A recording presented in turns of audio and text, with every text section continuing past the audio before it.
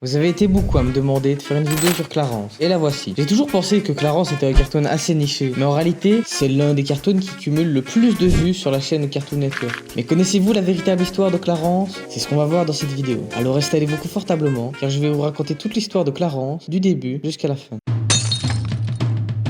Pour commencer, on va parler de la famille de Clarence, surtout de sa mère, Marie. Lorsqu'elle était au lycée, elle travaillait dans un fast-food. Et après avoir obtenu son diplôme, elle est sortie avec un homme, qui est le véritable père de Clarence et dont on n'a jamais vu le visage.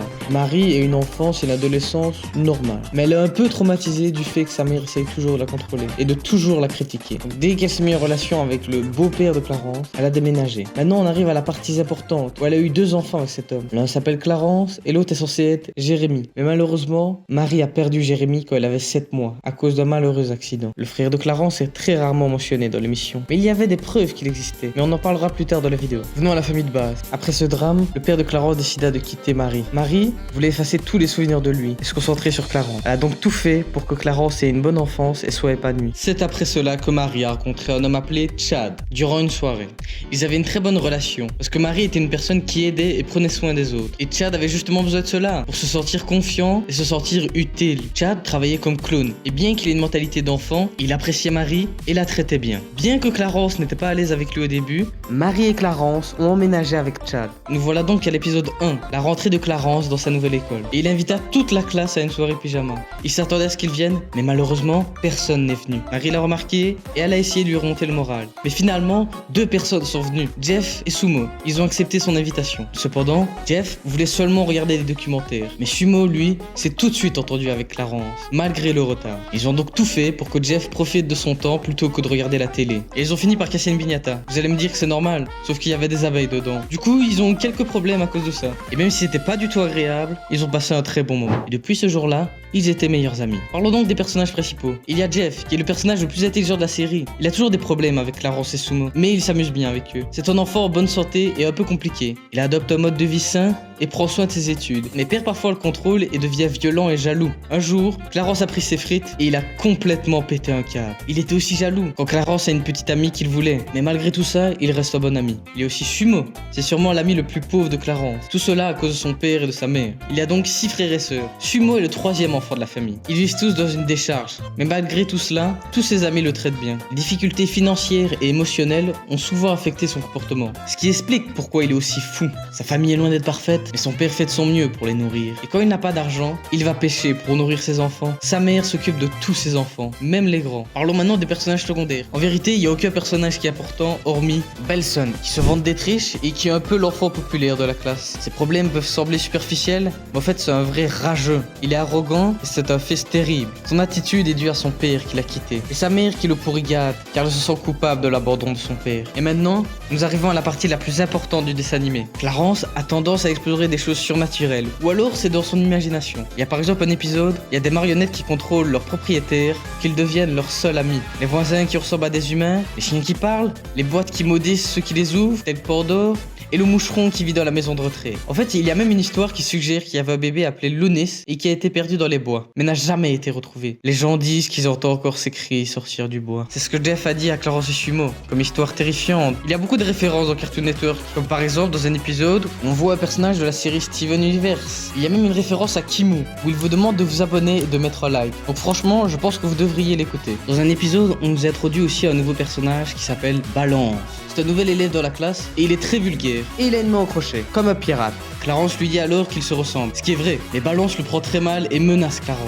Clarence pensait qu'ils étaient amis, sauf qu'il a découvert que Balance était mauvais et que c'était en réalité un adulte qui essayait de blesser les autres. Il a donc collaboré avec Belson, le gars riche de la classe, pour l'arrêter, en le disant aux enseignants. Et Balance contrôlait l'esprit de Clarence et des enseignants. Il a aussi révélé qu'il venait de l'enfer. Je vous jure, je vous dis pas n'importe quoi, c'est vraiment l'histoire de l'épisode. Heureusement, Rodrigo, le patron du cirque, a retrouvé Balance et l'a emprisonné dans son wagon et le ramenait là d'où il venait. Il y a aussi un épisode où Marie est allée dans un club de lecture et a demandé à Clarence de fermer le garage après qu'il ait fini de jouer. Après avoir fini de jouer, il est allé regarder la télé et s'est endormi, oubliant de fermer le garage. Et l'émission qui passait portait sur la complexité des esprits et l'interprétation des rêves. Il a ensuite commencé à faire le même rêve encore et encore, jusqu'à qu'il voit un enfant qui lui ressemble, assis sur le canapé. Il lui a demandé qui il était, et le garçon a répondu que son nom était Jérémy. Clarence le traitait comme un frère et ils ont apprécié leur temps ensemble. Lorsque Jérémy a voulu que ça s'arrête, Clarence lui a dit qu'ils étaient dans un rêve et qu'il essayait de convaincre son corps de fermer le garage, tout en restant dans son rêve. Clarence s'est réveillé juste au moment où il fermait le garage et Marie l'a surpris et lui a demandé qu'est-ce qu'il faisait là. Et il a parlé de son rêve et de l'enfant qui ne laissait pas fermer le garage. On arrive donc enfin à la théorie que je vous parlais au début de vidéo, qui est que la personne que Clarence a vue dans son rêve est son frère mort. Mais comment est-il mort? Pour répondre à cette question, je vais revenir au rêve où le garage n'était pas fermé. En fait, il est mort quand il était encore bébé et il s'est fait heurter par une voiture. Et il en est évidemment décédé. La voiture dans le rêve était aussi un signe de l'accident. Dans l'épisode avec Balance, il voulait aussi attaquer Clarence de manière psychologique avec l'un de ses souvenirs de son inconscient. Balance tentait de se venger de Clarence par le biais de Jérémy après qu'il ait été jeté dans l'inconnu. Après un certain temps, Jérémy et Balance apparaissent ensemble dans un même épisode. Et encore une fois, il s'agissait de la vengeance de Balance sur Clarence.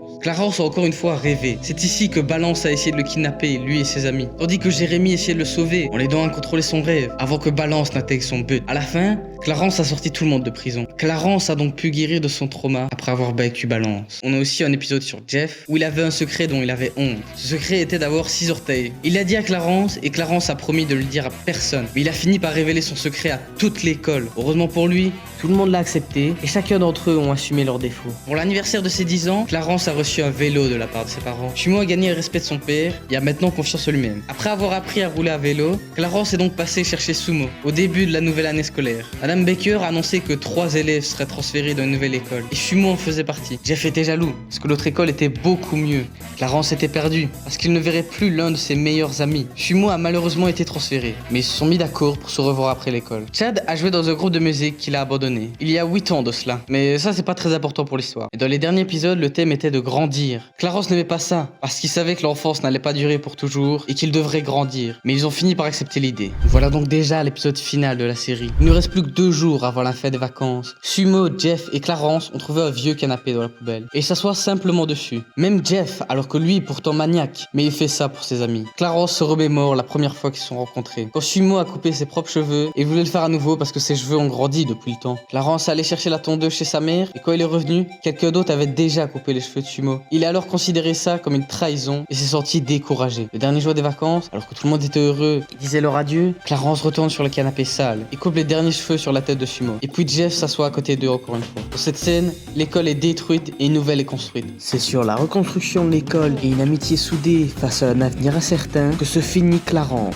Mais c'est pas tout à fait le cas, car dans l'épisode 5 de la saison 2, la grand-mère de Clarence est morte. Marie a pris un vol pour les funérailles. Clarence n'était pas triste du tout, parce qu'il la détestait. Et Chad était un paranoïaque à l'idée de voler, parce que c'était sa toute première fois. Ils se sont retrouvés dans le cockpit, et le capitaine les a laissés conduire. Puis soudain, un oiseau a heurté la vitre. Ils ont commencé à paniquer, et appuyer sur tous les boutons. L'avion a commencé à tomber, et il s'est probablement écrasé. C'est pas dit clairement, mais ils sont probablement tous morts dans le crash. Mais on peut pas en être sûr, parce que, évidemment, ils allaient pas mettre ça dans le cartoon. Ou alors, la véritable fin de Clarence se trouve dans l'épisode 4 de la saison 1, où on voit tous les personnages en maison de retraite. Et dans ce futur, on remarque que Clarence n'a pas de jambes, donc il a sûrement eu un accident. Ce qui prouve encore plus son accident dans l'épisode 18 de la saison 1, où on voit une scène dans le futur et on voit que Clarence n'a toujours pas de jambes. On sait pas quand elle a perdu, mais en tout cas on sait qu'il a perdu ses jambes. Il n'y a pas de magie ou d'éléments de science-fiction dans Clarence. On se concentre sur le point de vue d'un enfant et de son imagination. En repensant à cette série, c'est un cartoon qui a pu surmonter les difficultés et atteindre ce qu'il essayait de transmettre. Grandissons et apprenons chacun à notre manière, en expérimentant de nouvelles choses, chacun à notre rythme et chacun à notre manière. Clarence est juste une émission qui nous permet de replonger en enfance.